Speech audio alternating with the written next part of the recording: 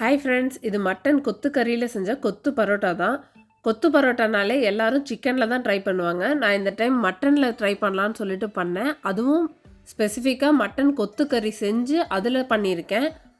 Mutton கொத்து கறியோட recipe நம்ம சேனலில் ஆல்ரெடி இருக்குது. அதோட லிங்க்கை நான் டிஸ்கிரிப்ஷன்லேயும் கமெண்ட்ஸ்லேயும் மென்ஷன் பண்ணுறேன். இது ரொம்பவே ஈஸியான ரெசிபி. இதை நீங்கள் வீட்லேயே செஞ்சு பார்க்கலாம். நல்ல ஹோட்டலோட டேஸ்ட்லேயே நமக்கு வருது.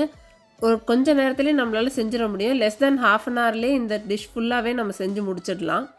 இந்த மட்டன் கொத்துக்கறி கொத்து பரோட்டாவை நீங்களும் வீட்டில் ட்ரை பண்ணி பாருங்கள். ரொம்ப ஈஸியான டிஷ் தான். ஆல்ரெடி நம்ம சேனலில் மட்டன் கொத்துக்கறியை வச்சு கறி தோசை எப்படி பண்ணுறதுன்ற வீடியோ நம்ம சேனலில் இருக்குது. அதையும் போய் பாருங்கள், வீட்டில் ட்ரை பண்ணி பாருங்கள்.